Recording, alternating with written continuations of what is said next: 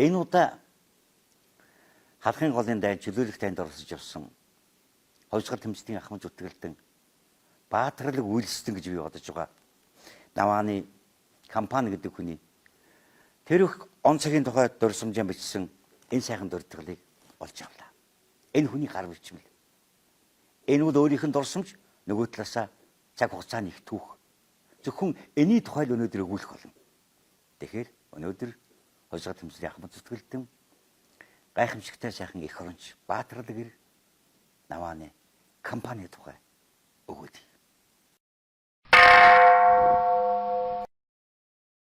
Аав маань 1922 онд Хөвсгөлийн хагас сумын Навангойн хамгийн отгон хүн болж мэндэлсэн. Жинхэнэ нэрийн Хумбан гэдэг байсан юм билээ. Тэр нэрийг одоо би саяхан л түүхээс одоо архиваас авч иж мэдчихэж байгаа шин аавынхаа нэрийг. Тэгээд аав маань 16 нас хүртлээр эцэг эхийн гар дээр маллаж бас тодорхой хэмжээнд суралцаж биеэ дайчилж одоо уйгаржин тэг хуучин монгол хичгээр шин үсгээр маш сайн бичдэг. Бас орос хэлээр ярьдаг. Маш зоригтой тийм хүүхдээс юм бэлээ. Өөрийгөө их дайчилдаг. Тэгээд 38 оны эсвэл одоо 39 оны үед одоо ингээд цэрэг татлага явагдах даа маань нутгийнхаа одоо залуучтай нийлээл цэрэг татлагт очсон байдаг юм. 1939 он 1945 он халахын голын дайн 45 оны чөлөөлөх дайнд оролцсон баатарлаг ирсүүд. Шууд дайны дараа шинэлийн талиад энхийн бүтээн байгуулалтанд оролцож байсан. Тамсхийн зургуудаар дэвж орон тоонд жагсаж таны миний өгөөд одоо энхрийн нутгаанд дуулж байгаа тэр онцгийг бодох юм бол тэр хүмүүс дайны дараа шууд бүтээн байгуулалт руу оролцож байсан. Эх орныхоо хөгжил цэцгэлд сайн сайхан нийтлээ. Энэ их эрхэм түүх, энэ их эрхэм үнэмшил Навааны компани гойгч тойроогүй. Тэм өөрөө бүр нэг ч юм уу нөгөө цэрэгт одоо их удсан шүү дээ. Дайны бүр 50 он хүртэл одоо цэрэгт байсан. Бүр тагнуулын дарга маш олон одоо 55 6 53 он хүртэл нөгөө айрам одоо нэг хэсэг цомтголд орсон. Тэр хүртэл ингээд энэ маш олон нэг тагнуулж болгож бэлтгэж ингээд сургаж зааварлаж байсан. Бүр одоо гэр бүлийнх нь бүр энэ хүн компанигоо одоо гэр бүлийн хүн тухайн үед яг байж хахад нас орсон байсан. Өвчнөд тэгэхэд тэр хүнийг одоо төрөө бүр ингээ явуулахгүйгээр одоо тэр хүний авьяас одоо юу хэрэгтэй гэдэг мэдлэг хэрэгтэй гэж бүртгэл ингээ яжсан. Тэгээ арга ухранд нөгөө олон нийт хүүхдтэй тэгээд гэр бүлийн хүн ингээ таалд өгсөн тэгээд айрмаас ингээ гарч ирсэн. Тэгээд насаараа дараа нь төмөр замд машинистаар ажиллаж ирсэн. Тэгээд төмөр замд хүртэл айгүй их сайн дурсдیں۔ 80-аад оны ихээр би толгой төртөөний дараагаар томилогдож ажилласан. Тэр үед яг компанигоо толгой төртөөнд цэлгэний машинчаар ажиллаж байлаа. Тэг ер нь бол үнэхээр л одоо жинхэнэ албандаан үнэж дөрмийг хатуу баримталдаг сайхан тийм үлгэр жишээ өгөхий авах үйц. Тийм л одоо төмөр замчин хүн байсныг би сайн мэдэж байна. Ер нь компанигоо тэ одоо ингээд ялангуяа диспетчер хийж байхад одоо тийм үед том өртөл дээр ямар цэлгэний машинчид гарч байна уу гэдгийг ээлжинд гарч байгаа диспетчер бүрдгэж жагсааж авна л да. Тэгээд компанигойг одоо ингээд толгой төртөнд гарч байна гэхэд толгойч нь бол том ачаалалтай ажил ихтэй ийм одоо газар. Тэгээ нэг тийм ажиллаж байхад гар хөнгөн байдаг. Тэ. Ер нь явах ёстой галтрыг цагаараа явдаг. Хичнээн олон одоо тийм нөгөө ачаанууд энэ тентэн ордсон одоо тийм тохиолдлууд их байдаг л да. Тэгээ түүнийг очих газраар нь мийгнүүж, групплж одоо явуулвал нөгөө цаад газартаа ажил нь хөнгөн байж явах жишээтэй. Төмөр замын ачаа явуулагч, ачаа хүлээн авагч харилцсан ийм өртөөд бол харилцсан үүргийг ингэж одоо авалцаж өгөгдсөн байж явах жишээтэй. Тэгээд ингэж одоо групплж, мийгнүүлж одоо ажиллахад бол гарамгай хүн байсан. Би өнөөдөр энэ нэвтрүүлгийг 5 хүн түргэж явахдаа энэ баатарлаг хүний тухай Тэр хүний байгуулсан гавья эрэлхийг зоригийн тухай ямар нэгэн зүйлийг орхигдуулсан гэж огт бодохгүй байна. Харин нэг л имийг бид нар орхигдуулсан байж магадгүй.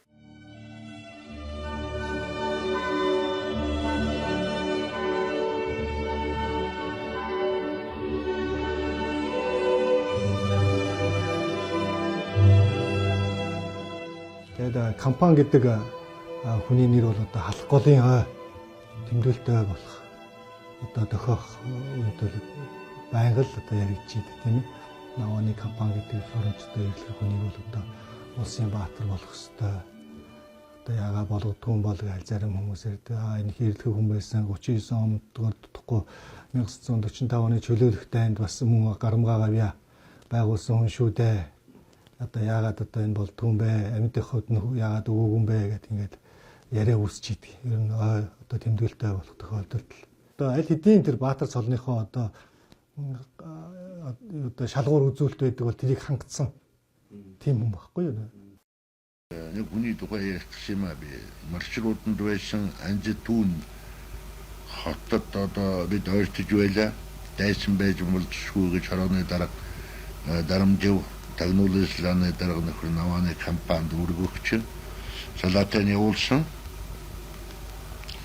Компани салаага дөрмний гадаархад морин жолоочтойгоо хамт тэр хотын хэрмээр давхиж ороод цэрэг барилж байсан одоо давхар хазаарамгийн үүдэнд тулж очиад жолоочтой морин өгч өөрөө автоматтай хазаарамгт нь одоо орж монгол хэл мэд хүн байвал гараад ирээ гэж хамаандлаад цэргүүдэд одоо жагсах тохио өгч байж гэтэл одоо нэг цэрэг одоо монгол хэл мэддэг нь өөр монгол цэрэг тааралдаж тэгээ одоо тэр компани одоо командыг дамжуулж энэ одоо гарнизоныг буулгаж авсан юм. Тэн дээр нь 300 орчим хүн байсан санагдаад байгаа юм. Гэхдээ цэргийн 50 жилийн ой гэсэн номон дээр энэ тухайд бас бичигдсэн юм шүү. 100 гаруй хүн гэсэн байна лээ. Бидний арай дутуу тоо гэж одоо боддгийм. Тэр гарнизоныг буулгаад зөвхөн хураагаад сиглаадын манаг буулгаад ингээд одоо авид ирсэн. Түүнээс айхгүй зоригтой байдал нь дайсныг ер нь альва юм хийж чадахгүй болтол сүрдүүлж чадсан. Тийм л одоо хэрэг шүү дээ. Компани ер нь зоригтой хөө 1939 онд ч одоо сайн байлдаж улаан тугийн одонгоор шагнагдаж байсан.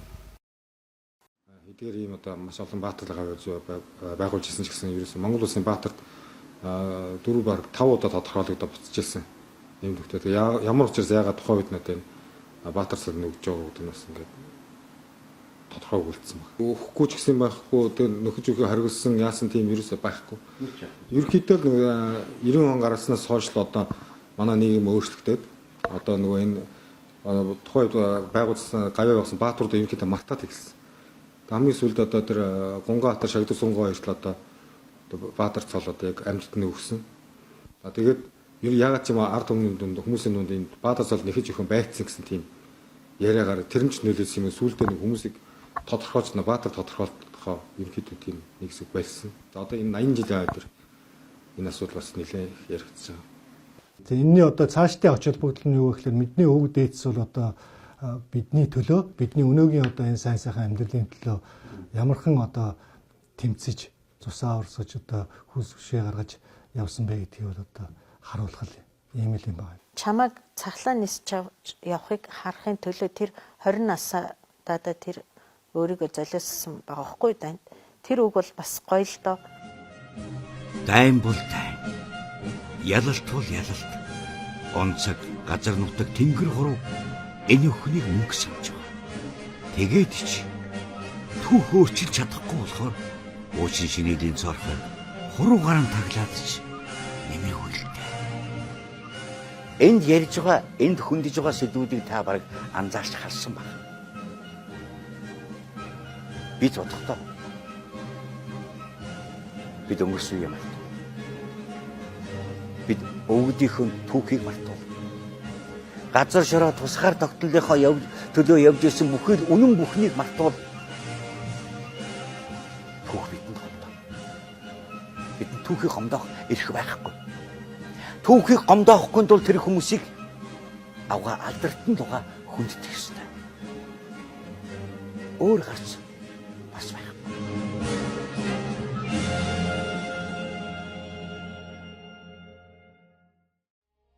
Миний аав Наваны компани тэгээд 45 оны чөлөөлөх танд аав минь оролцож байхдаа тэнд батальон цэрэг буулгаж авч исэн тэм төвхтэй.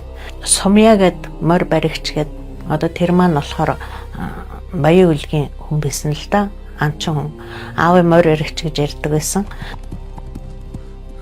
Тагнуулахын ч дандаа толгоон сэргийлэхэд урд тагнууч юм. Тэр Гүбекод байгаа үндсэн Японы хүчнийг хамгаалах зорилттой нэг тийм хүч нэмэгдүүлсэн тусгай батальон Анзатон гэдэг тэр жижиг хотод байрлалсан байсан юм байл. Чи эндээ үлд. Хэрэг бишдвэл түргэн буцаарай. Хамгийн түрүүнд тэр батальон захирагч хушуужийн толгойд нь буудуулгаад Зөвлөлт Монголын арим та нарыг бүрэн бүсэлсэн. Одоо та нар бууж өг. тэгээд нөгөөдөл нь яриад бууж өгсөн байгаа. Тэгээд монгол хэл мэддэг хүн байна уу гэснээр бараг нөхөр би гэдэг. Тэр нөгөө зэвсэг, склад, Токиор бүх юм бүртгэж явал тэгэл буулгаж явсан.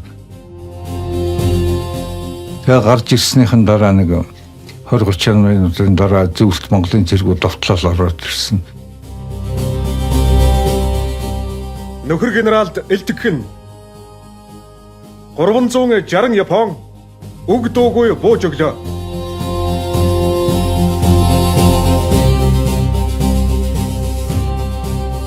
Тэгэл тэднэртээ өөрөө хүлээлгэж өчл тэгэл цаашаа үүргээ гүйцэтгэл явсан байдгийг.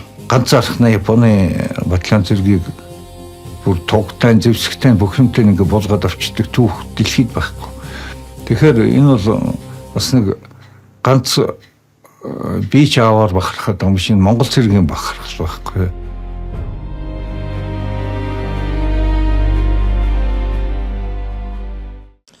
Монгол улсынхаа тусгаар тогтнол бүрэн эрхт байдал, нутаг дэвсгэрийн бүрэн бүтэн байдлын төлөө халуун амь бүлээн тусавд хайрлан тулалдж явсан Наваны компани алдар гавьяаг батлан хамгаалалт салбар зэвсэгчний дайчин цэргэрс бүхэн хязгаарч мартахгүй дурсан үлгэлж дуурайж явхад нөө. Монгол цэргийн алдар суу мөнхөд бадарч дайчин өсөн хэмэр игнэгт вэх болтугай. Баярлалаа та бүхэнд.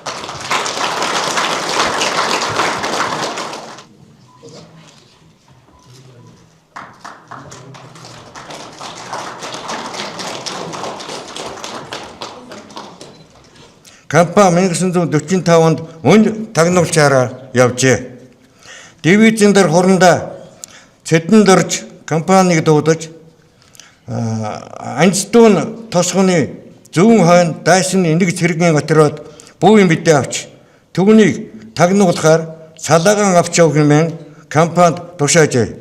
Компани тэр газарт хүрээд салаагаан дарсан задалж дайсны зугдах замыг хаам бүсэлж отуулаад өөрөө морин жолооч Сумьягийн хамт Японы отрядын штаб руу орж төрүүлж гарч ирсэн даргад нь та нар бүслэгцэн гараа өрг зэвсгэн хай ийм одоо тагнуулчхан ийм одоо шаардлагатай үгнүүдийг Японоор сурцсан байсан байна. Хэмээн шаардсанаар самурай батальоны 400 шахам дарга цэргийг буулган авчээ. Япончууд амьдар баригдахгүй тангарагтай ардсан байсан. Тэр хоёрыг нам буудаад тэд гидсэн хүү татан өхөцгөөл юу болох байсан бэ? Түүнийг эр зөрөг гэхгүй өөр юуг эр зөрөг гэх юм бэ? Туралдаж 7 сарын 23-ны өдрийн Батлан амгалан яамны 1 дороо 3186 гэдэг албан бичгээр чөлөөнд байгаа Монгол Ардын хувьсгал цэргийн 6 дугаар морьт дивизийн 17 дугаар морьт хорооны салааны дарга дэслэгч Наваны компаниг 1945 оны чөлөөлөх дайнд эх орныхоо эрх чөлөө тусгаар тогтнолын төлөө эрэлхийгээр тулалдаж онц гарамгаа гавьяа байгуулсан Ахмад дайчдыг бүгд найрамд Монгол ард улсын баатар цолоор шагнуулахад сайд нарын зөвлөлд шагнуулах тухай гэсэн ийм албан бичгийг явуулсан ийм баримт архивд хадгалагдаж байна. Алуулсармстай хэлсэн 2 дугаар байны голын тул хийсэн ясны мэрэгчлийн явсан дэвшилэн баярын хурлаа Монголын дэвшилгийн соёлын төвөрөнд намын тухайны нэрийн чөндөрөд хаажав өөрийн сургамж ерөнхийдөө ясны мэрэгчлийн хэлжээ.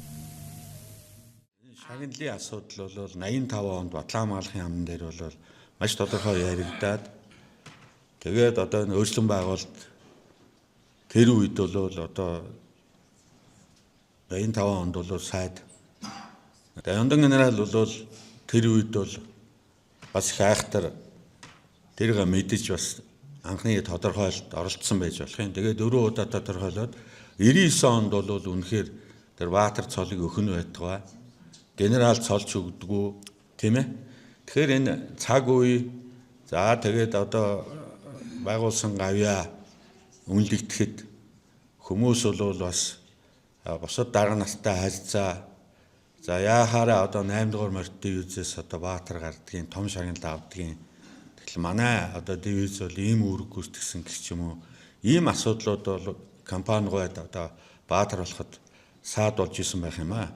Тэгэхээр одоо болтол энэ асуудлыг тавиад зүтгүүлээд тэгээ одоо төмөр замын байгууллагаар дэмжиж тэгээ өнөөдөр Батлан амлах сургууль одоо энэ хуралдааныг энэ гэр бүлийнхний саналыг дэмжиж ингээ хийж байгаа маань бол эх оронч хувьсгал тэмцлийн ахмад зүтгэлтэй тагнуулж компани үйлс бол Монголын төрөөр үнэлэгдэх байхаа гэдгийг хэлээд итгэлээ дуусгая.